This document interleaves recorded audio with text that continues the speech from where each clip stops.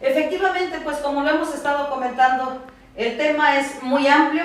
Yo creo que necesitamos más tiempo. Sin embargo, bueno, por cuestiones de lo que estamos platicando, licenciada, yo quisiera preguntarle a usted, ¿cómo debe de entenderse la igualdad entre los hombres y las mujeres?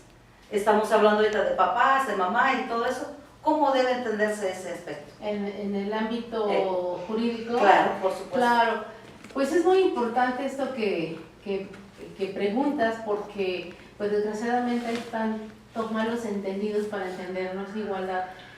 En el caso que nos ocupa, estamos hablando de los niños y niñas que son alienados por alguno de los padres y que no es lo conveniente, y que además ya toqué en el hecho de que no puede decidirse una situación de guardia y custodia basada en un estereotipo, que quiere decir, o sea, que no se piense ni se decida con base en que la mujer, el papel que tiene socialmente es el de procreadora y de cuidadora de hijos.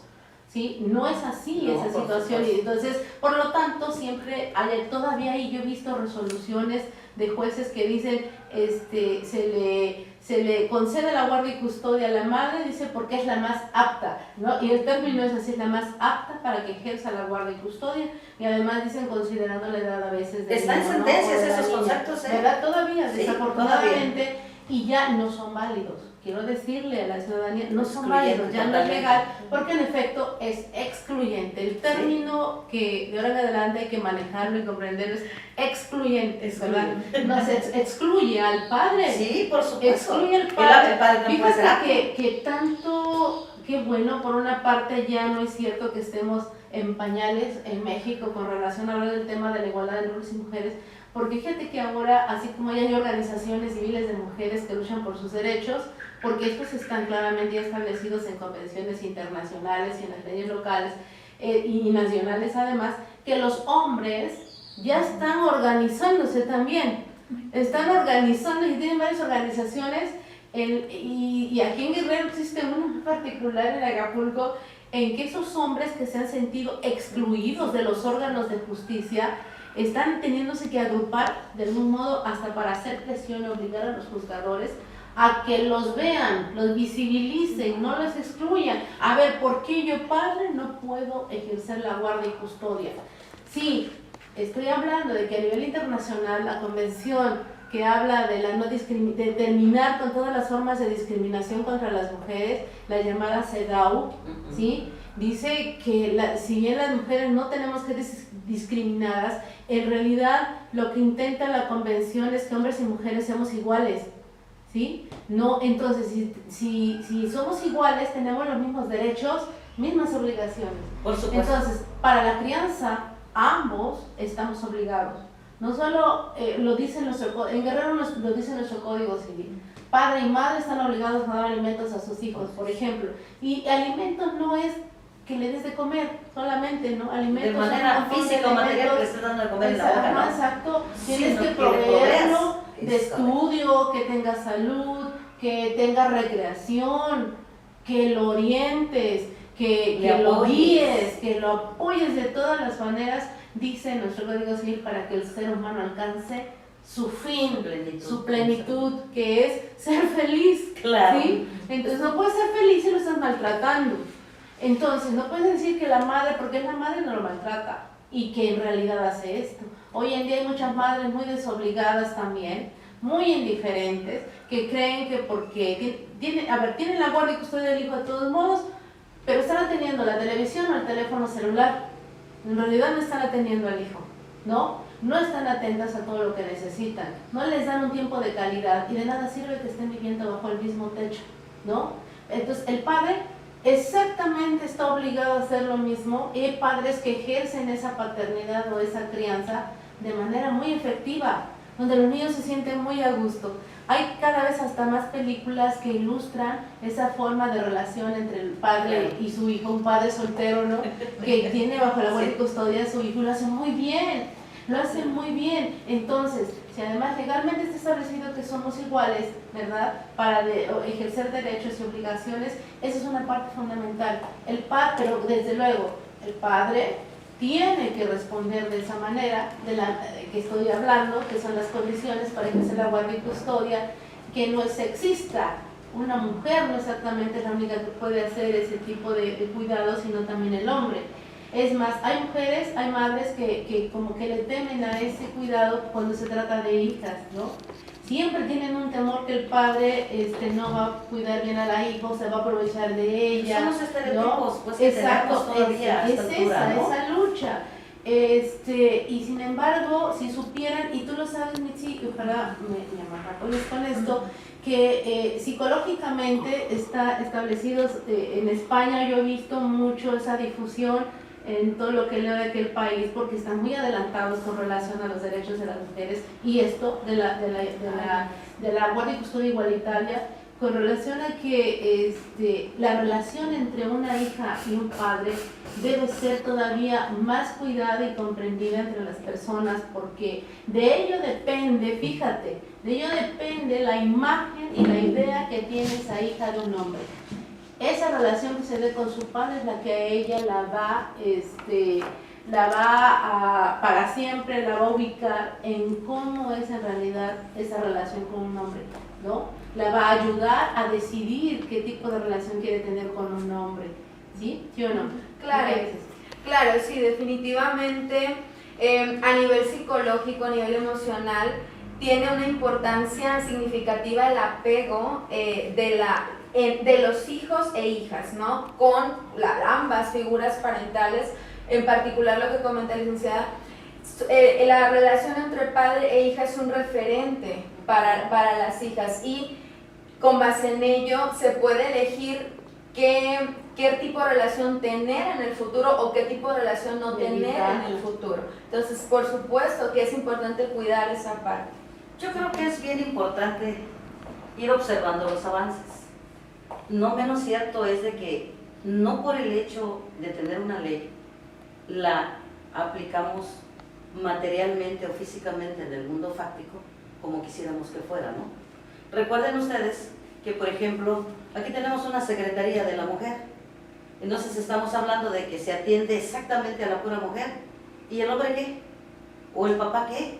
¿No? Entonces, la otra, vamos avanzando, y ese tema que acaban de tocar ustedes, y que en España, como dice la licenciada, ha ido mucho más avances, es en ya no tener miedo de que le dejemos la custodia al papá, que porque es hombre, y que porque la niña es niña y no la puede atender, y que porque va a abusar de ella, y que porque no la puede tocar, y que porque no puede lo demás.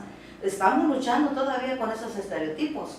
El día que vayamos logrando eso, y que yo creo que vamos para allá, y esta charla, yo creo que tiene ese aspecto fundamental, de que vayamos diciéndole a los padres y a toda la sociedad que nos permite vernos o escucharnos, pues que se sumen a esta cuestión y que vayamos pensando de diferente manera.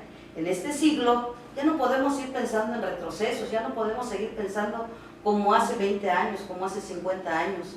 Yo creo que ya es importante, en los temas que están tocando ustedes, realmente yo creo que son un buen conocimiento para toda la sociedad, para los padres, y en los temas estos de la desintegración familiar, porque todos estos temas contribuyen a ello. Claro, yo quisiera añadir a lo que estás diciendo, por ejemplo, en el caso de la Secretaría de la Mujer, yo creo que tiene que todavía enderezar y fortalecer algunas líneas de acción gubernamental que finalmente se traducen en políticas públicas, no solamente en acciones afirmativas, porque la diferencia entre una y otra es que la acción afirmativa es algo así como que temporal, y por alguna circunstancia en específica que no alcanza el nivel de una política pública, ¿no? Y una política pública, yo la veo, es que la Secretaría de la Mujer en principio sí tiene que tener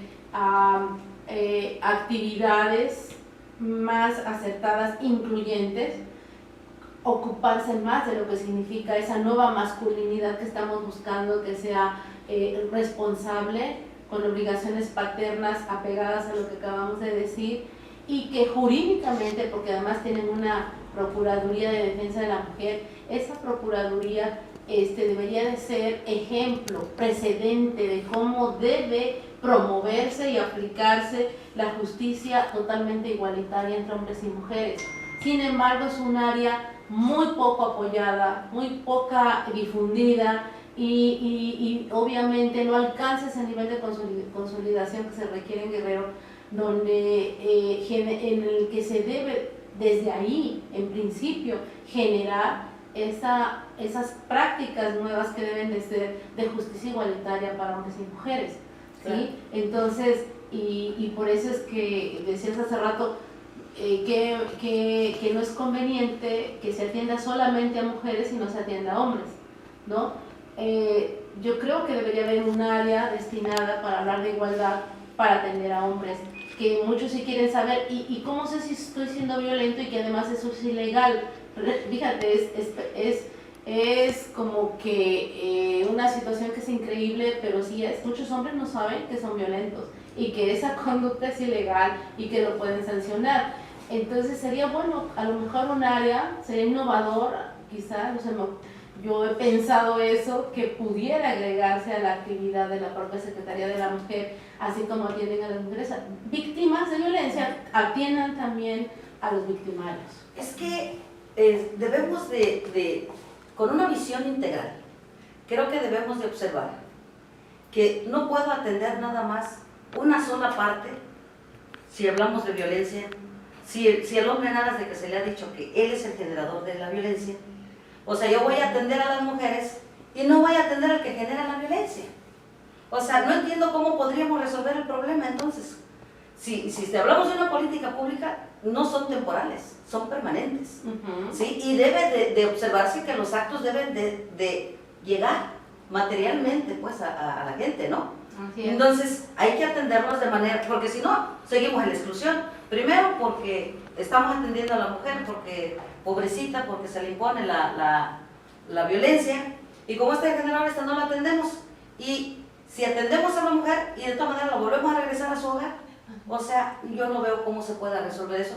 Estoy consciente de que con conferencias en Acapulco, en Iztapa, en Zihuatanejo, en lugares con eso, estemos realmente tratando no es suficiente, es acaso un pequeño aliciente ahí, pero no llega hasta recursos, ¿no? Es que siempre se necesitan recursos, sí, la verdad es que no hay recursos suficientes para áreas tan sensibles como esta atención. Entonces no hay yo políticas siempre he públicas estado ahí. pugnando, doctora, yo sigo pugnando, y bueno, voy a quitarle el renglón, en que la violencia familiar debe ser elevado a un delito grave, debe de ser grave, porque ahorita lo estás comentando, psicóloga, todas las repercusiones son muy dañinas de por vida. O sea, un niño, una niña, sí, o la esposa no necesita ser violada hasta que la violen para que se considere una acción grave. Pero lo que es peor, a veces nada más tipifican por un delito, pero no por el otro, ¿no? Una sola conducta da origen a muchos delitos, y eso no lo están observando. Así, si no cuidas a ese niño o niña desde su infancia, porque consideraste que la violencia familiar no era grave, oye, ese niño o niña va a ser nuestro gobernador del estado quizá, va a ser un secretario de estado, va a ser hasta un juez o una jueza dañada. ¿Cómo crees que va a haber, sí o no, dime? Cuando actúa como juzgador o allá como secretario, no ese daño que trae va y lo refuerza cuando tiene cierto poder, claro. Daña a otros. Claro, sí, pues definitivamente, aunque este papel debería ejercerse desde una parte objetiva, la cual no es, dado que no somos objetos, somos seres humanos, la subjetividad viene inmersa en las decisiones que tomamos, y esa subjetividad va impulsada justamente por nuestras experiencias de vida, nuestro sistema de creencias, los aprendizajes que tenemos, y las decisiones que tomemos en la edad adulta justamente van a ir encaminadas y empujadas por toda esta carga que traemos desde la infancia. Yo he estado en alguna duda, ustedes que están las expertas en cuestiones familiares, creo que falta mucha voluntad, yo creo, de las autoridades. Porque fíjense ustedes de que los delitos sean no graves o sean graves, no tenemos resultados. Entonces, lo que significa que yo he creído que para las reformas constantes que hacen los diputados, las leyes que hacen los senadores, no inhiben el delito. Creo que necesitamos una justicia que realmente investigue, que realmente llegue a obtener las pruebas, los hechos contundentes en los cuales se pueda, digamos, en este caso las autoridades, puedan resolver conforme a la ley, le guste a una parte o no le guste. No las dos partes tienen razón en todo, ¿sí? Sobre todo cuando los padres someten a los hijos a los juicios jurisdiccionales, que de la pérdida de la patria potestad, que la convivencia, que todo lo demás. Entonces, resulta que por más que nosotros le pongamos 100 años, 200 años de pena a los delitos, si no logras llevar a alguien siquiera a proceso, entonces no es exactamente bueno, como podemos. Bueno, sí, yo veo que ese es un problema de la impunidad, ¿no? Estamos hablando de la impunidad. Sí. Cuando yo digo que debe de elevarse a grave, hay también quienes han dicho que no es así como se va a solucionar el problema, ¿no? Castigando y llevando a la cárcel a los agresores. Ojalá y los castigaran. Ahora bien, pero en nuestro país, doctora, vamos a ser realistas, en nuestro país, como está la situación, hay que decir las cosas como son. En nuestro país, si no hemos llegado a ese nivel especial, científico de la investigación, y llevar a proceso, darle seguimiento y dar con el responsable, de esta manera tan rápida como debe caracterizar a todo este tipo de hechos, ¿sí? Es decir, la debida diligencia, que se llama. Entonces, ¿qué tienes que hacer? Castigar, sancionar, pues, y de la manera de llevar a la prisión preventiva o a la cárcel al agresor, donde además todo tiene que ir junto, ya tiene que estar acompañado de una buena y efectiva rehabilitación, ¿no? Y una sanción rápida y oportuna, entonces estaremos siendo cómplices todos de esa impunidad que existe en el país entero. Ahorita sí estamos. Sí, así estamos frente a una impunidad. Y Así agréguenle estamos. la otra impunidad, la de la propia familia. Cuando se queda callada porque les da vergüenza que se enteren de lo que está pasando en su familia, de que violaron el padre violó a la hija, o que el abuelo, quien sea miembro de la familia, o que lo tocó, hubo solo abuso sexual, o le está golpeando severamente. Entonces, ¿qué estamos haciendo? También contribuyendo a la impunidad porque se guarda silencio. Las omisiones, ¿no? Que se dice, Entonces, todos, ¿verdad? Vamos todas Claro, y todos a claro. participar en que no se dé la impunidad. Por eso les digo, bueno, sí, efectivamente es que son temas tan amplísimos que, bueno, tendremos la oportunidad de seguir dialogando.